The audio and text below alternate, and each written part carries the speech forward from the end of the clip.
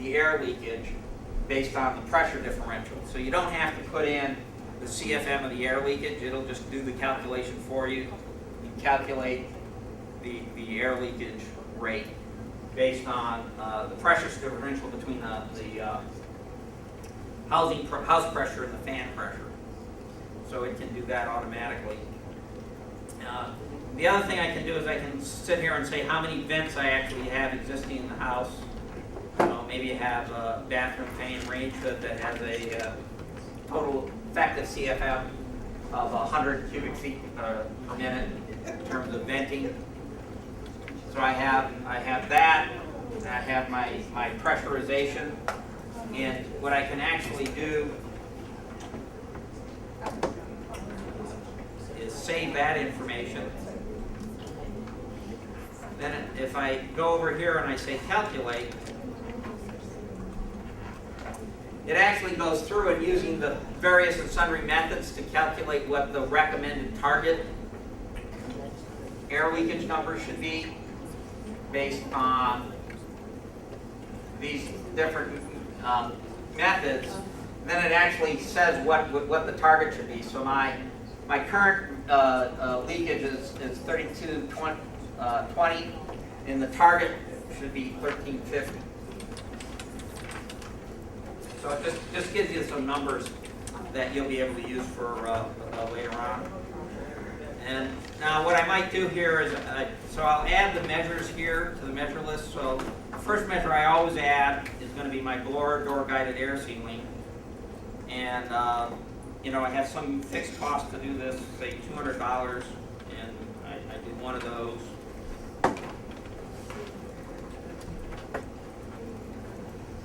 Save it, and then add another one, which is, normally I'm going to do caulking, and, my unit cost might be $7 per tube of caulk, and I'm going to use 7 tubes.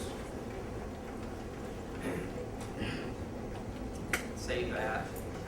And you can just keep adding measures here, adding and saving. It'll just keep scrolling down and adding lines to add measures in.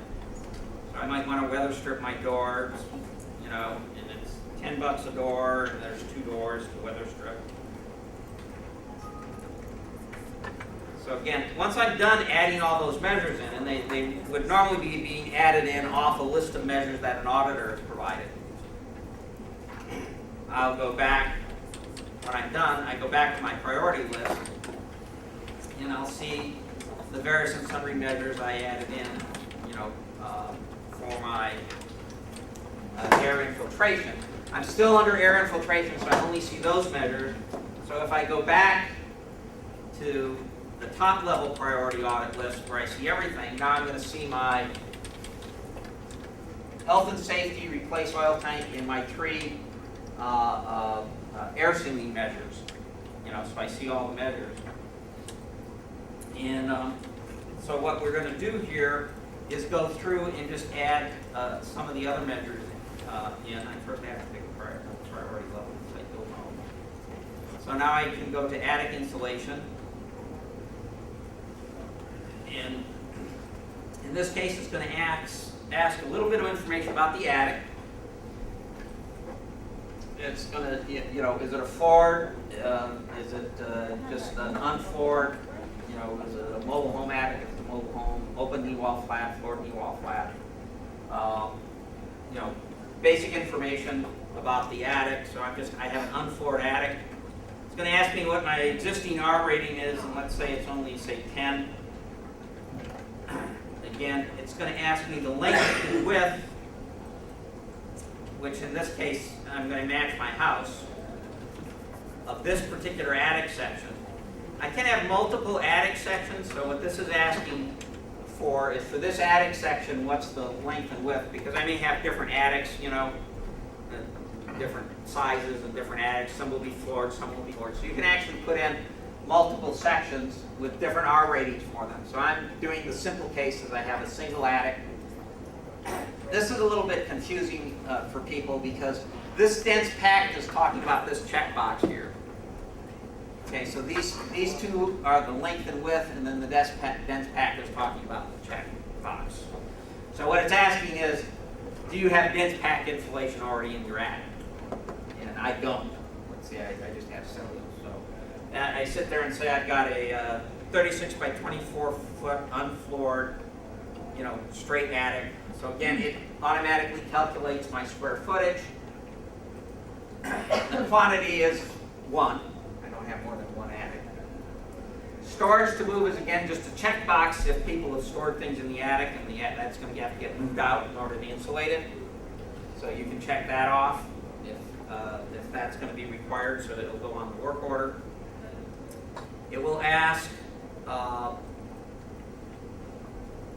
do you have, what type of roof do you have? So, maybe I just have a gambrel roof. Again, the checkbox is for all the roof vents, high vents. In other words, it's missing its soffit vents, so you don't have any low vents. And so again, you can declare that. You declare the roof type, asphalt. And if you have any chimneys to block or any recessed lights in the ceiling that you would need to seal. So it asks for that information also. So you can put that in. And then once I have that in, I can also define, if I have, for example, existing vents that I might want to put in. Maybe I actually do have my soft vent.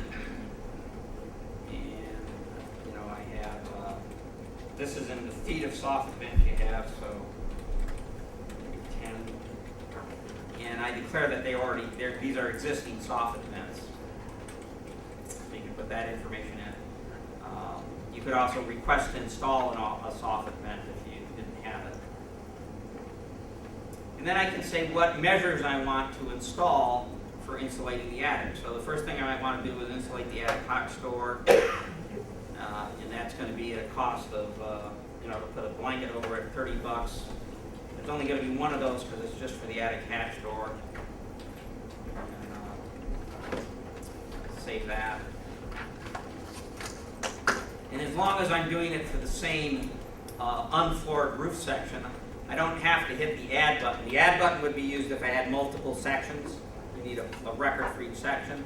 But I only have one section here, so I can go ahead and add another measure to this section, which maybe what I want to do is, I want to bring it up. I've already got 10, so if I add 19 cellulose, I'll bring it up to 29, which is close enough to the requirement.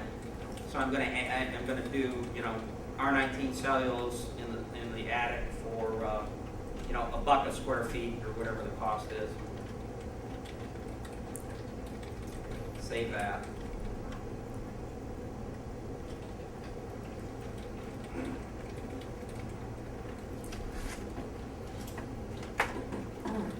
Come on.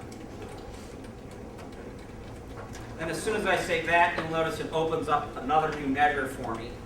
So I can just keep adding measures here, and it'll just keep adding measures on the screen here until I'm done with whatever I want to do for the ceiling, or excuse me, for the attic. And then I can go back to my priority list.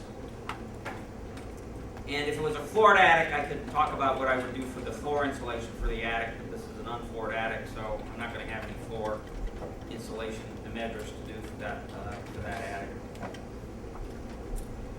Then we have the sidewall installation. The sidewall installation is very simple because all we do is, we're going to do a dense pack insulation of the sidewall if it's not already, of the walls, of the house.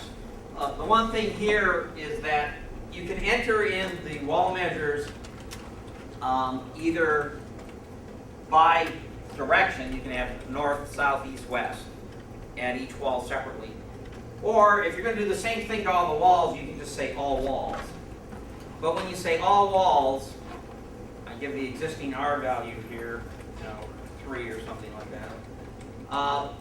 The width of all the walls then is going to be the sum of the length of all the walls. In other words, so I have a house that I declared was a 24 by 36 foot house. So the perimeter of the house, the length of all 4 walls is going to be 110 feet. So for my